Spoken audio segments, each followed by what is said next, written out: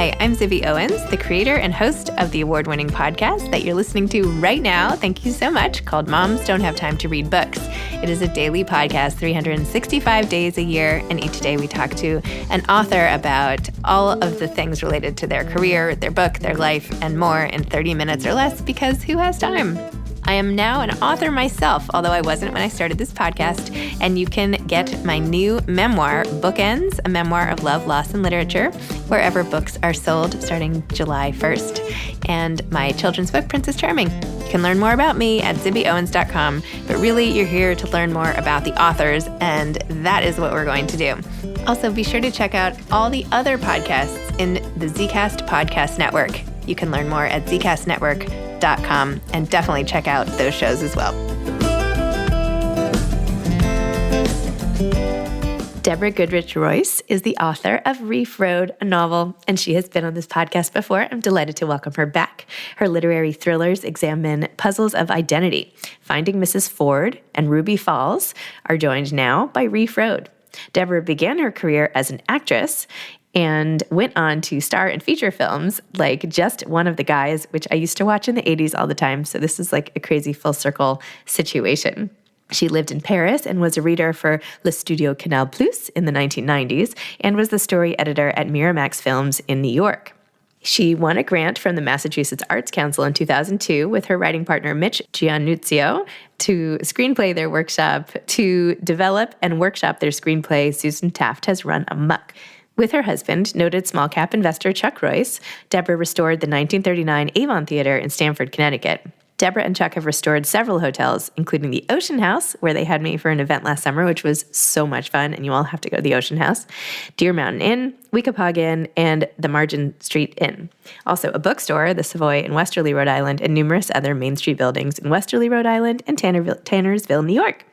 Deborah serves on the governing boards of the New York Botanical Garden, the Greenwich Historical Society, and the Prasad Project, and the advisory boards of the American Film Institute, the Greenwich International Film Festival, the Preservation Society of Newport County, and the Preservation Foundation of Palm Beach. She is a former trustee of the YWCA of Greenwich and the Garden Conservancy. Hello, everyone. Thank you, Zibby, for coming. So, Zibby, I really want to add my kudos just to, first of all, having a Z name. This is my darling daughter, Alexandra, who, when she was 2, called herself Zaza.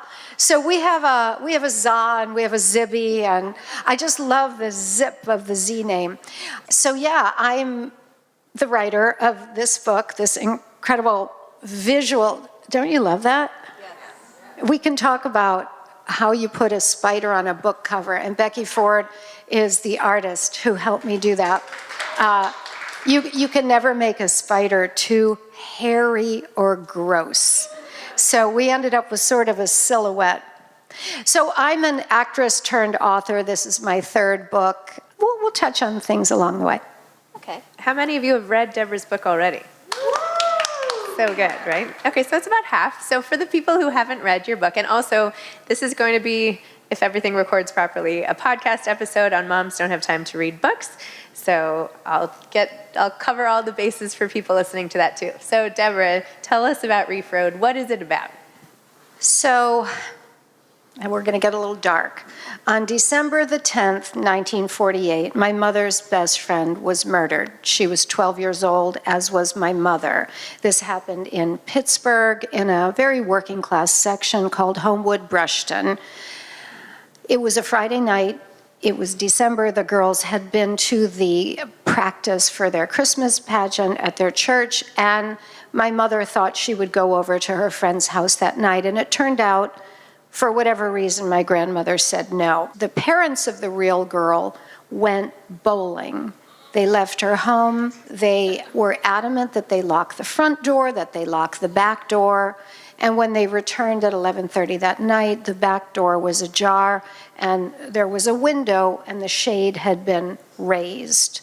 There was a very unsettling 21-minute lag from the moment the parents came home, heard by the neighbors at 11:30, and 21 minutes later when 2 things happened. The father called the police, and the mother ran outside of the house screaming. So we can talk about that 21 minutes if you want to. So I had always known that this had happened. I'd always known it was an unsolved crime, and I had always known that it had created a lot of discomfort and anxiety for my mother. My mom is still alive, and she's fine, but so it had been in my consciousness. I don't think I knew it as a very young child. I'm certain my mother wouldn't have told me when I was little, but at a certain point, it was in my sphere of awareness. So the pandemic locked us down in March of 2020. I know exactly where I was. It was my granddaughter Annabelle's first birthday, and we were all in Florida on Friday, March 13th, and there was that weird moment, remember, we're like, is this like, are we going on? Is this happening? 2 weeks. We're going to do this for 2 weeks. And so there we all were in Florida. I had been on a book tour, so I wasn't able to travel. So I thought, this is the moment when I'm actually going to finally research this real piece of not really our family history, but kind of this next door history. So lo and behold, there was a vast amount of material available on the internet, every single newspaper article, and there were a lot covering this crime. It was all there. I was able to reach the University of Pittsburgh and get the coroner's report. I spoke to the Pittsburgh Police Department. They would not release the police report, but I happen to know some things about that, which we can get to. So as I did this research and as I took my notes, I thought, I don't want to write this as nonfiction. I don't want to say what I think happened about this real family. Most suspicion has always fallen on the brother, a significantly older brother. For a 12-year-old girl, he was 7 years older, and those years are meaningful years from 12 to 19. There are all of these questions and answers and testimony and statements and retractions about where the brother was that night. He was supposed to be at work at the railroad yard. And was he there? Was he not there? Did they see him? Did they not? So as I was going through this, I thought, I'm going to write a piece of fiction that, as a theme, really deals with both generational trauma and tangential trauma. But I'm going to make it a thriller, which I like to do, with a twist in it. So Reef Road is a dual narrative of two women, a writer who lives alone with her aging dog in a dreary apartment behind the Publix grocery store in Palm Beach, and a younger woman named Linda Alonso who lives on Reef Road, and she has a very handsome husband from Argentina and two beautiful little children. And about 3 weeks into the pandemic lockdown, they disappear. And the police reveal security camera footage of them in their face masks, getting on a plane bound for Buenos Aires at Miami International Airport, and she can't follow. So the book toggles back and forth between the stories of these two women. You start to figure out what one has to do with the other, and it is set in this very claustrophobic hothouse setting of the pandemic lockdown of 2020. Wow.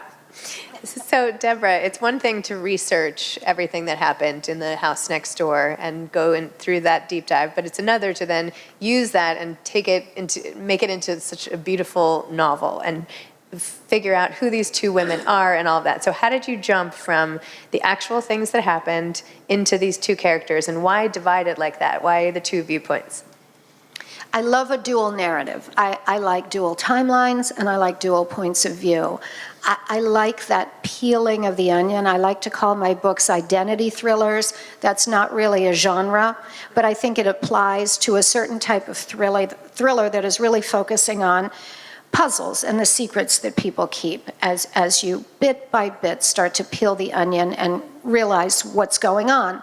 I like to write a twist, which, you know, the difference between a reveal and a twist. If in a reveal, we're in a locked room, one of us gets murdered, one of us is the murderer, and at a certain point, it's revealed who it is. In a twist, you come to the point where you realize, I didn't even know that was what was going on at all. So the 2 points of view. So with the writer, it's first person. Her sections are written like journal entries. She's quite obsessive. She's quite ruminative. And there is certainly a side of myself that I got to indulge. She's fascinated with arcane murder statistics, so I got to go down all these weird rabbit holes about murder, who gets murdered, murders of women, famous murders. But with her, I really wanted to look at that sort of secondhand trauma and what it is. And I've read a book recently called It Didn't Start With You. It's a nonfiction book about epigenetics, and it has blown my mind that at some genetic level, we take on trauma, and it begins with study of mice. And these mice who are exposed to a particular smell and then given electric shocks, 2 generations later, their grandchildren, when exposed to that smell, have reactions of stress and anxiety. They've done a lot of work with children of Holocaust victims. I mean, children who were not there, who didn't experience it. It's a very real thing. So that's what I'm exploring with the writer. With the wife, Linda Alonso, well, I think I had very recently rewatched Body Heat. Have you ever seen that film? With William Hurt and Kathleen Turner. I think it was made in the 80s or 90s. It is a steamy film noir. Kathleen Turner is at the peak of her sultriness, and it is set in Lantana, Florida, and it's hot. And they're sweaty, and they're bad. Everyone's bad, but particularly the woman is bad. And so in noir, you really have to pay attention to the woman. You really should look twice at what she's really doing. So I wanted that noir plotline to play out with the wife, and then I wanted to wind it all together and unravel it. I work with a lot of 20-somethings, and there are a couple of us who are older on my team, and one of us referenced Kathleen Turner, and nobody knew who we meant. It was so depressing. But anyway, glad that we all know what we're talking about here. Part of the book really deals with fear of something happening to children, something happening to people you love, and of course, writing this in the context of the pandemic, perhaps that's what it was tapping into. Did you, while you were writing it, need some sort of vehicle for all the uncertainty in the world, and do you feel like you maybe just shoved that into these characters, or was this more of an analytical experiment? No, it wasn't analytical at all. I think we were living in a state of fear. I mean, raise your hand if you Cloroxed your bananas. We were I have to digress because I love the digressions. I keep pointing at my beautiful daughter. We're all in this house together, parents, kids, grandkids, lots of dogs. We had dog hair tumbleweeds rolling around the house. I'm trying to write, Alexandra's trying to raise a child. So I had a romance with my Roomba. I got a Roomba. It was the only thing that kept us from killing each other because we could sit, and I named him Orlando after a character in another book. But we could put Mr. Orlando to work to clean the house while we were doing our things. But there was terrible anxiety. And I was writing it really day and date with what was going on. And for those of you writers out there, I mean, there's a great piece of wisdom. If you just write down what's going on every day, you're writing history. So I look back at it, and the book isn't about the pandemic, but the pandemic is a fantastic setting for a thriller. It serves to impose the kind of constraints on your characters that wartime would. You know, they're boxed in. When the younger woman's husband gets on the plane and she can't follow him because the borders are closed, that is an obstacle, which is very convenient. And Alice McDermott, in her book, What About the Baby? So you're writing. That's a wonderful book for writers. Annabelle, have you read that? Wendy, have you read that? It's a very good book. So in What About the Baby, she talks about in nonfiction, the work for the writer is to include everything. You have to get it all in there. In fiction, you have to decide what you're writing, what you're telling. It's absolutely limitless. For example, the real murder victim, whose name was Carol, she had 2 brothers. And a friend who read an early draft said, "What's with a second brother?" And so it was confusing. And in fiction, it's very easy to sort of exit stage left, brother number 2. In nonfiction, you can't do that. So I did feel this permeating feeling of anxiety that we were all living in. And I thought, I just didn't see any point to avoid it. I thought it was actually helpful. Speaking of brothers, talk about why you decided to have the brother come in as this new character and how you ended up writing what came next. Well, I'm probably not going to talk about that so much, but there is a very strong storyline that has to do with Argentina that I had the opportunity to travel to Argentina about a decade ago with one of my best friends who is half Argentine.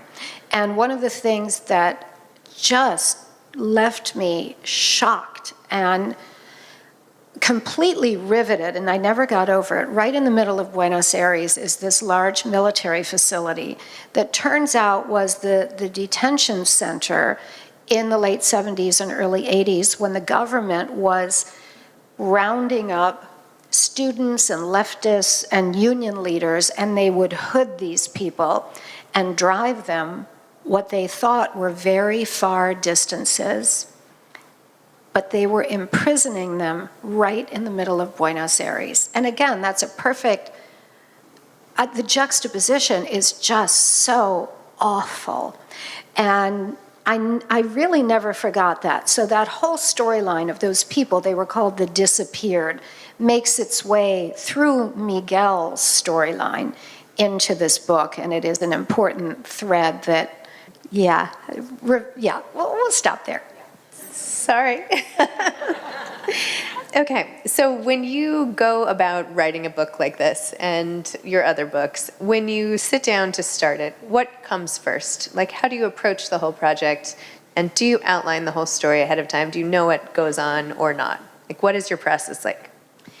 That's a great question. So the term I've always heard is, are you a plotter or a pantser? Do you plot it all out or fly by the seat of your pants?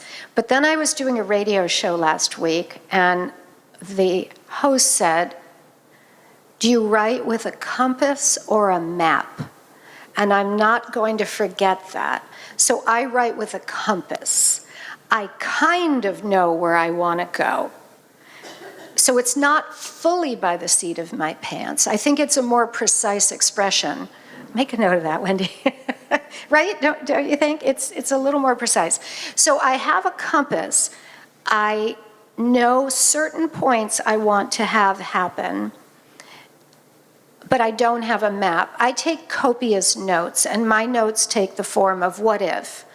What if this happens? Let's say something's going on in this room and somebody gets murdered. So, what if somebody walked out of the bathroom at this moment? Or what if that person did this? And at a certain point, when I have enough notes, I'll start writing. But when I start writing, it might change the direction of the notes. And then I do go back and tweak the notes. I also do timelines. Because my books are so non-linear, timelines are really useful. So I write them out, but then I do this weird kind of antiquated thing. Do you remember like month at a page calendars? Mm-hmm. I print them out, and I print them out because they're correct. If you're looking at October of 1975 or June of 2010, the days fall on the number date falls on different days of the week. And I start making notes on those, and it is very visually helpful for me to see. My first book, there's an object. There's a necklace on the cover, and the object is a very important plot point. And there's a point after which you cannot see that necklace again. But you can get confused as a writer if you're jumping all around. So I just make a note, July the 5th. Ixnay on the necklace, you just can't see it again. So I go back to that. So those are some of the little techniques I use. Interesting. So talk a little bit about becoming a writer at this point in your life. Yes. Because I've led a very long life. So I started as an actress. After I went to college, I was a French and Italian major, studied a little bit in France, came home. I was cast in a movie in my college town of Cleveland, and it was a big film with Frank Langella and Tom Hulce, and I was a background dancer. And in the twists of fate, this got me to New York. I came to the city to audition for the choreographer, who was probably, not quite who he said he was when he kept inviting me, come to New York, audition for me. And I took him very literally. So I came to New York, I auditioned for him, I wasn't cast. And I ended up deciding to try acting, and I had a nice run as an actress, about 10 years. I started with a very big role on a soap opera called All My Children that was around for 40 years. So I was on in the early 80s as the sister of the star. Susan Lucci played this character, Erica Kane, and she had this, again, bad sister named Silver, very realistic name, Silver Kane. And I played that, and when I was written out, Paramount Pictures flew me to LA to do this project with Christopher Lloyd. So I had a 10-year run as an actress in film and television. It was great fun, it was very interesting. I recently did CNN because of the true crime component of this book, and they asked for clips from this miniseries I did with Mark Harmon. I played the woman who married Ted Bundy, and very cute Mark Harmon played Bundy. So I spent 3 hours looking. So I don't know if anybody knows how to do this better, but trying to find this very old miniseries. What I came up with on YouTube was like Marcy's movies. So somebody named Marcy had, like, I don't know, not even by modern technology, she had taped this at home. So I spent the whole evening looking for these clips, which I dutifully got to CNN at 1 a.m, which they then didn't use. But I was glad to see this Mark Harmon thing again, because it was actually good. It held up. So I worked for 10 years as an actress, and then my first husband, who had grown up in Paris, had the opportunity to go there. So in the early 90s, we moved to Paris. Alexandra was a little child. She went to her grandmother's Montessori preschool in Paris, and she had a younger sister, and so we all lived there. And it was the first step in what would lead to my writing career. I was hired by a French film studio as a reader, and this is a basic job that all studios, they keep freelance people who read manuscripts, synopsize manuscripts for the studio heads, and write a page of comments. So I did that, and now we're in 92 and 93 living in Paris. And then we moved back to the States. My first husband was hired by Julia Roberts to run her development company, and I was hired at Miramax to be the story editor, which is like a book editor. So I did that in the 90s, and through these twists and turns. So Miramax, in a lot of ways for me, was like my writing school. In being in that editorial chair and working with very, very fine writers for that period of years, I really had to figure out what I thought about story and structure and character and everything. So when I left that job, just because it was very taxing as a mother, and we can talk about doing it all or doing it more sequentially, doing it all, doing it sequentially, I ended up going through divorce, getting remarried, moving to Connecticut, and writing all along. There's some of my writing group friends here, and one of the things I found very important was being part of a writing group. I found it a very nurturing environment, and I would strongly advise writers only do that with kind people. You should never do that with unkind people. But in being in a writing group setting, I started to get a feel for my voice. Not that I was modifying my voice for my fellow writers, but I started to notice what they recognized about the way I write. So it was a clarifier for me. And the real turning point came at this magic moment when I was an empty nester. So really in my mid-50s, which was 8 years ago, I thought I will get serious. I had this book in mind. I started telling my friends I was writing a book, and my husband, who's makes modesty a practice, he's like, oh my God, I really wouldn't tell people that. And I said, I can handle it if I don't actually write the book. I will be able to say to my friends, I wasn't putting it in the newspaper. I would be able to say to my friends, if they said, so whatever happened to that book? Nothing. So that was a moment where I really committed myself. And then now I have my third book coming out. And what are your skincare techniques? So I do a variety of things. I do see a dermatologist, and I've done fillers and laser and all Botox and all that stuff. I'm older now, so I've done a little more lately. I am in my mid-60s. And, I like SkinCeuticals, all their products, like their B5 gel and that TNS serum and all that stuff.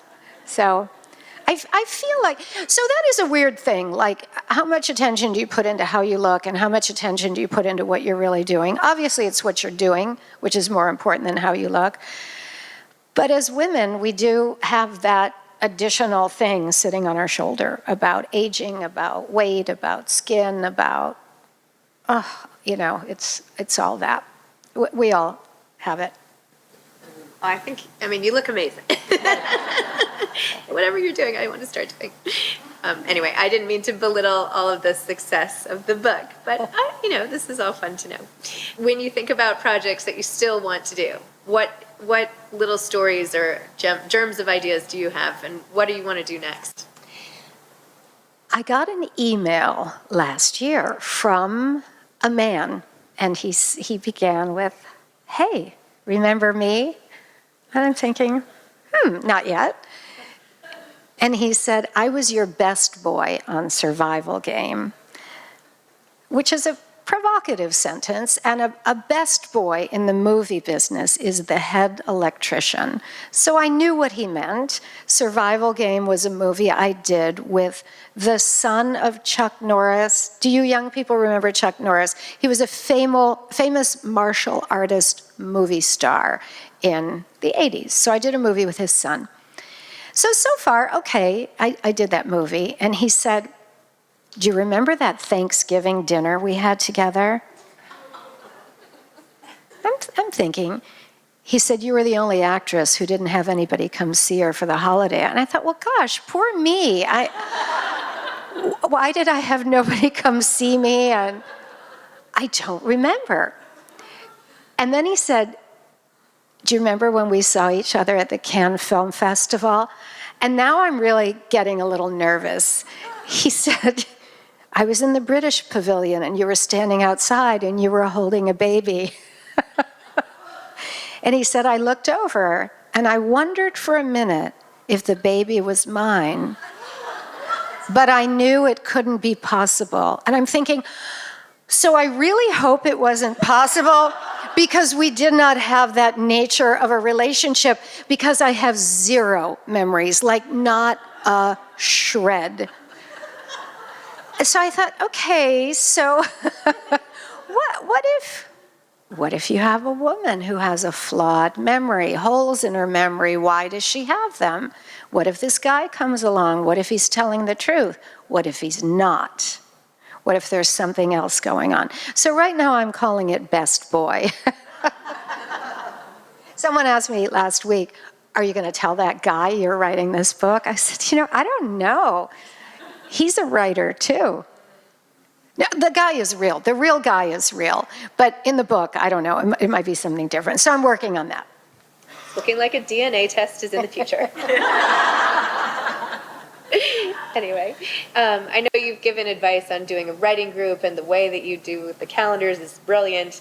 Do you have any advice for someone just starting out? I guess this lady over here, somebody who's trying to be a writer. What else would you say at the very beginning? I would say pay attention to your time, block out your time in ways that you can really change the way you organize your time. Don't say, "I'm going to write from 9 to 5 every day," if you can't really write from 9 to 5 every day. We've got Avery over here who has a book coming out, and she's a young mom. I don't know how she does it, but she can tell that story. So what I did really starting is I used my trusty devices, and I blocked out windows of time. For me, 3 hours is the minimum. It's hard for me to get my head really into something in under 3 hours. People in my writing group would sometimes do 10 minutes a day challenges and stuff. I need at least 3 hours, and I can go about 6. So I would block it out on my calendar and just really, because I'm very obedient, I would obey my phone. And the other thing I would do is go into a different part of my house. I have a home office that's off my kitchen, but the kitchen is noisy and trafficked and busy. And I have this beautiful conservatory on the other end of the house where we used to have lovely dinners before I took it over. It's a beautiful room. It looks out on a river. I write way down there. I have this giant round table. I like paper. I like to do all my research on the computer, and often I'll print it out and spread it out. There's something visually for me, and people use all kinds of computer organizational techniques for their research. I just respond to seeing it there. My eye will latch onto something and remember something that I don't know I'm looking for. I think that's something about paper that's very helpful. Because I write in a glass room, I don't have the walls that some authors have to stick things on. So I use those metal mesh trolleys that you can use to organize your garage or your pantry. And I just spread papers out there and on the table. So I'm a paper spreader. And are there any books that you've read lately that you're obsessed with or that everybody should read, or just authors who you've always long admired? So I've been on a Joyce Carol Oates binge lately. I came late to the table with Joyce Carol Oates, and maybe it's a generational thing. She's enough older than I am that I wasn't really keyed into her when I was younger. And her writing is so supremely gorgeous, and she switches genres in a way that I like. I don't like to be bound by one thing or another. I just read Charming Billy by Alice McDermott, which is one of the most beautiful books I've ever read in my life. And I was late to the table with that. So I'm always reading like you, but those are a couple that really stand out strongly for me now. Well, I have to say, Deborah, I have so much respect for you, not just in your ability to write beautifully, speak beautifully, how you help so many other authors with your series at the Ocean House every summer, and all the way you support all these other people. It's really amazing, and all the good you do with the restorations. And you're just such a multifaceted, really interesting, awesome woman. So thank you for inviting me here, and I hope everybody here has bought a copy from Diane's bookstore over there of Reef Road, and give it as gifts and everything else. And I just want to say congratulations. Thank you, Zibby. It's always a joy to see you. Thank you. Thank you all.